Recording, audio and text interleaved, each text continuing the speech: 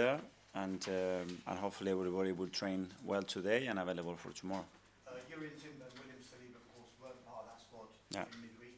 Are they okay?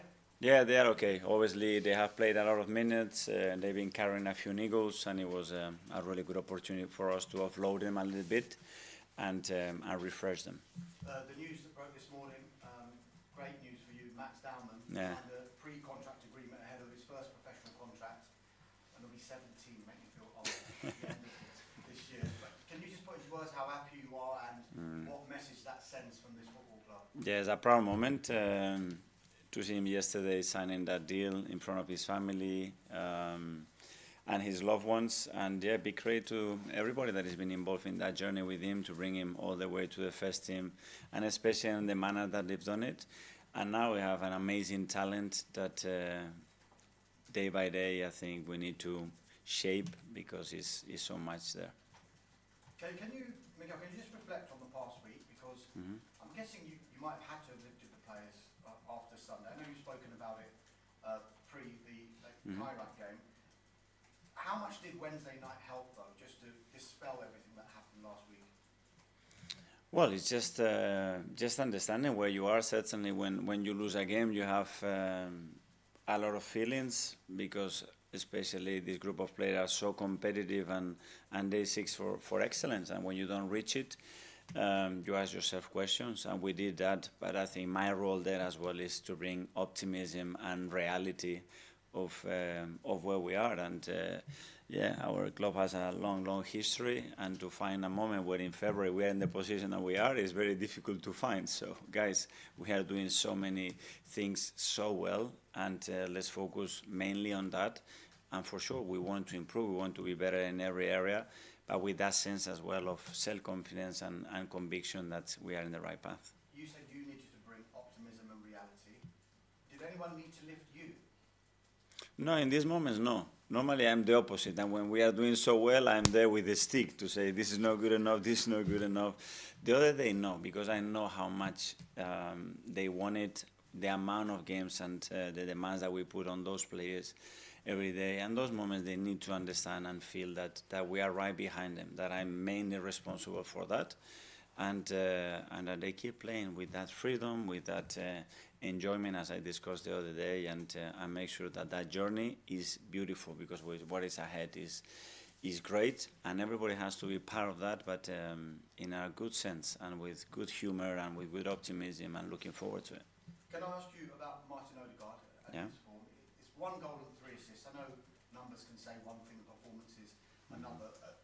Is there any part of you that's concerned, and is there any part of you that is thinking about maybe to take him out of the firing line a little bit and rest him? So those are the numbers, but we have to give the full numbers as well, that he's played much less minutes than any other season as well, because he's been 3 times injured. That's the reality. We want to improve that for sure. We want him affecting the game in the areas that we can win football matches, that's for sure. But if you know Martin, how he works every single day, I have no doubts that that will come. After nearly a year, Kai Havertz made his first start. Yeah.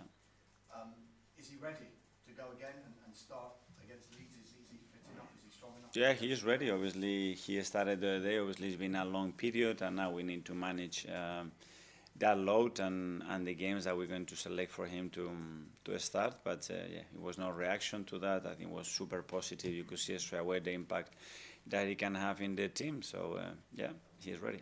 Just final one from me, just on Kai. How do you think he's going to help the other strikers in the team? Not only just for the load, but also to know that they've got that competition back again. More than the competition, which I understand we have different characteristics with the nines, but as well Kai can play in different positions. And his main quality is that he makes you better. Somehow, the way he moves, communicates with this, gives you information, moves around, is a very difficult player to mark, and especially he opens up a lot of spaces for the rest of the players. So I think they're going to be very happy to have him around. Thank you. Good luck. Thank you. Sirah from the Premier League. Hi. Just touching on that again, Kai Havertz and Jokeres, they seem to have a connection. Immediately, Havertz turned, middle of the pitch, got the assist, Jokeres returned the favour, took the defender away for the Havertz goal. When you signed Jokeres initially, did you have that in mind, to have Havertz behind him and sort of in the left centre space? And how much do you think that will will change your midfield? Because obviously someone will also have to come out. Is that something Yeah. you're comfortable to do? Yes. So, well, we knew when we signed Victor as well that Kai was going to be out for still a long period, and Gabi Jesus was nowhere near. So, we hoped that this relationship was going to build in the right way, but we didn't know when. So the other night we saw a lot of positive things.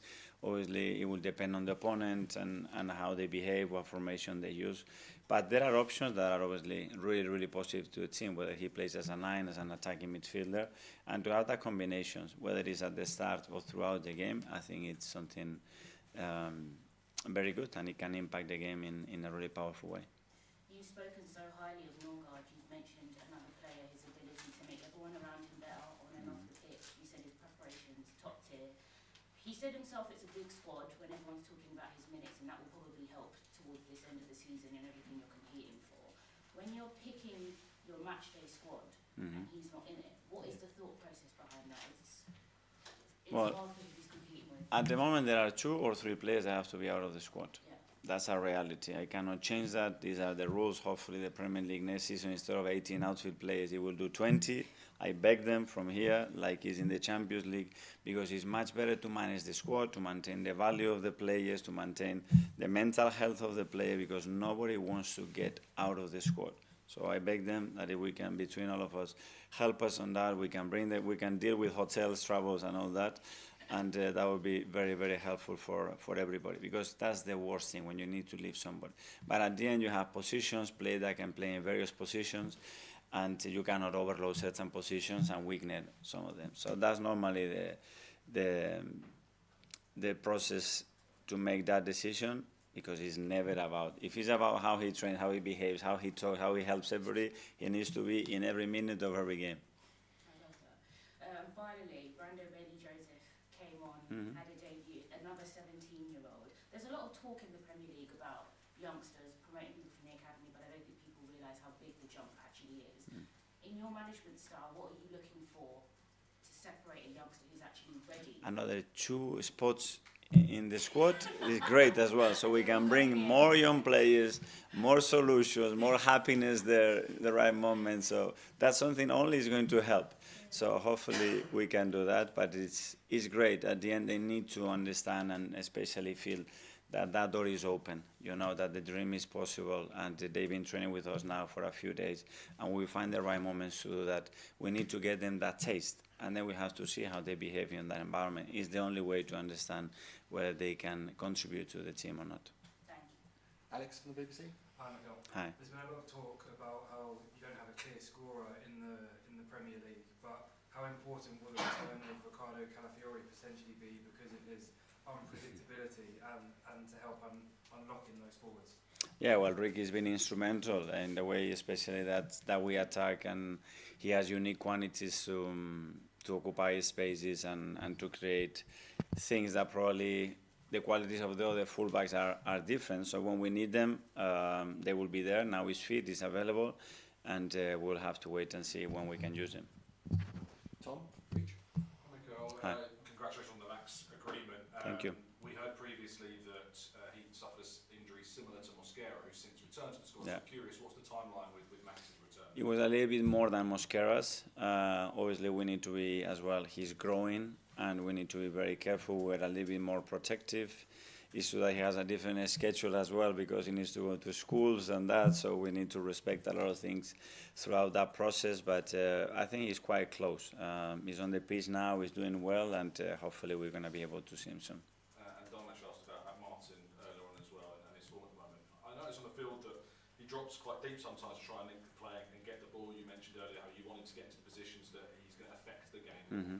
When he does drop into those deeper roles, is that by design or is that as a result of others not doing certain things and he needs to get into those areas? It's a bit on his nature, and my nature is to go to the opposite side. But we need to respect as well the qualities and the talent of players, and within that they need to feel as well the freedom in attack, especially to do what they believe is best there. Matt from the Standard. Hi. You've had a fair few academy players obviously come into the first team. Ethan made his debut really young too. Where does Max sort of rank in the academy players you've seen come through? In terms of talent or Talent, mentality, all the things. yeah, Well, certainly one of the best. I mean, what he's done with us at the age of 15, me personally, I haven't seen it before. Only with a guy that used to play in Barcelona, but maybe not even that. But yeah, he certainly has, not only that, he has a certain charisma as well and personality that he doesn't get overwhelmed, whether it's by the situation or the stadium or the opposition, and that's a huge quality to have. And when you're sitting down with players like him and academy players trying to get them to sign a contract, how important are players sort of like Bukayo as an example, as the pathway is there for them? Well, the fact that obviously we have very good examples at the club, it is very helpful. Then it's down not only the player as well, but the family as well, because obviously they are in a crucial part of their education and their development, and we are very responsible of that. But it's been great. He's got a great family. The communication between us has been very, very productive over the years, and now I think they trust what we're going to do with him, and now it's down to him and us to build an amazing career with him. Hi, Mikel. Just on the on-pitch relationships and connections, with how busy January has been, I mean, a game every 3 days, no midweek off, how much time have you actually had to figure out those new connections and work on them? Because, yeah, it just seems like there's been no time. To figure it out a lot, to work very little, unfortunately, because we haven't had time. And obviously the availability of the players are crucial in relation to that. But yeah, constantly build that. Now we have some new ones as well with some of the players that in the last few weeks are being available, and learn quickly. The quicker that we learn, the better, because we will know what is more effective against certain opponents as well, and we'll be better. And on that, with the first goal the other night, I think a word you've used quite often is like vertical in terms of when Arsenal playing well, and that seemed that they were very vertical. How pleasing was that, and would you like to see that type of football more? Yeah, it depends what the game needs. You can be vertical when the opponent behaves in a certain way. When they have 10 players inside the box, you cannot be vertical. You can maybe shoot from the edge or create chaos in the box or do something different or generate set pieces. So if they want to defend there, make sure they defend there, but with 6, 7 players inside the box. So depends on how the opposition behaves and the opportunities that you have in relation to space and time. James, ESPN. Okay, we talk a lot about the fine margins in the title race. I just wondered what your reaction was when City signed Gay and Semenyo this month. That is business. I don't know. I know what they're going to do and what they've been doing over the last 10, 15 years. So obviously, no surprise. They want to win, and they will do everything to win. I mean, they look like sort of win-now signings, players who know the league. I just wondered, does it make you look at the last few days of the window any differently? Not because of them, because if we have any issues, we need to be on top of that, but that's not a surprise. They did it as well last year, very aggressively when it was needed. And we have our ambitions, but as well we have our own restrictions, and we need to know that we have to do what we can do and what we believe is the right thing to do. And Pep's called Arsenal the best team in the world last week. He's also talked about how they have the sort of know-how to win the title, sort of implying there's a difference there between City and Arsenal. Do you think he's playing mind games with you a little bit? With me? Yeah. I don't think so. Do you still sort of talk, Yeah. even though you're two top players? Yeah, I don't talk like with my wife every 3 days, but we talked and quite generally, and I think he talks about how he feels, and that's it. And if there are mind games, there are mind games, but I don't pay too much attention, because at the end you have to go on the pitch and deliver. Because people would find it surprising that you can maintain that relationship and yet be rivals at the same time. For me, the surprising thing will be not to. And I think it will be a really bad example for sports. And I think in the sport you have to learn. And probably the biggest lesson that the sport has given us is the relationship, for example, that Rafa Nadal and Roger Federer had. And I'm not at that level at all, but one of the best in the history, or the two best, one of the best sportsmen, the relation they have between them when they have to play final, one against each other. So how the hell I'm not going to have a great relation with someone that I admire, I work with, and is a colleague, but the same with any other opponent. When it goes to the court or to the pitch, that's forgiven. Yeah. Harry, BBC Radio. Hi, Mikel. You spoke quite a bit after last weekend's game about the need to enjoy the position that you're in as a group. group. It seems from the outside that there was a bit of a sort of psychological reset. Have you spoken at all about maybe a tactical reset? Is that something that you think is required? Well, depending on the game, 3 days before Manchester United, no. In the first half an hour against Manchester United, no. The way we give the ball against Manchester United, big yes. So depending on the action, depending on the moment of the game, and the way we concede the 2 goals, big yes. Okay, we do the last two in the S live. First, Abdia. Good morning, Mikel. Good morning. Abdia from Ventures. One, Declan Rice about to make his 300th Premier League appearance tomorrow. How proud are you of him for reaching such a proud milestone? Yeah, especially at the age that he's doing that. I don't know how many players they've done that so early. So that shows the consistency, the professionalism that he has, because to be able to play only at this level is just already a big thing, but as well the manner and the performances that he's put in throughout those 300 games. And the second question is, only Arsenal and Chelsea have scored more set-piece goals than Leeds in the Premier League. How do you nullify that threat tomorrow?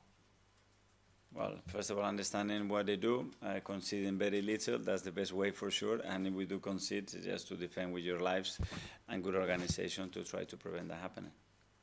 Phil from PA. Just picking up on your relationship with Pep, do you think it sort of shows that maybe the times have changed? Because obviously back in the day, say, Arsenal obviously didn't have a very good relationship with Fergie, they were really at each other's sort of throats. Do you think that's just sort of a sign of the times now that there's maybe less rivalry in sport than there once was?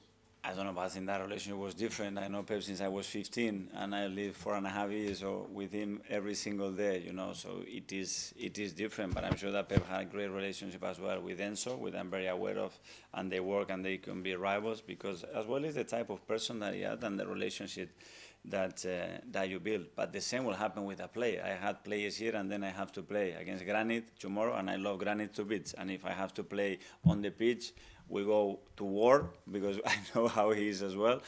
But outside that, if I can help you with anything, I'm there for sure.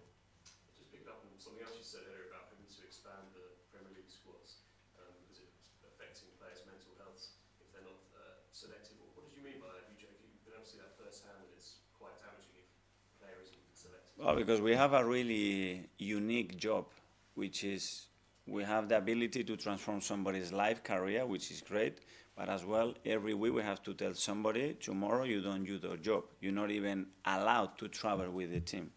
So tell me a job that you do that. I cannot go to the kitchen tomorrow and say to two of the chefs, today you don't cook, just go there and see how they cook, or go home.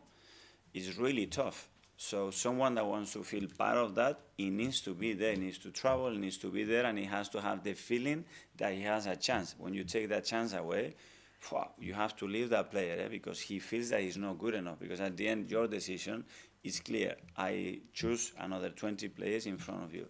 And I think this is something avoidable. Why? Because the demands on games are bigger, so we need bigger squads. So it doesn't make a lot of sense to restrict that, in my opinion. So I think we need to expand that and give the possibility to allow everybody to be part of that. And then we can make the right choice in relation to the game, and then we can manage better the minutes, the psychological and emotional moment, and then how we want to change the game. And I think it's better for absolutely everybody. That's my opinion.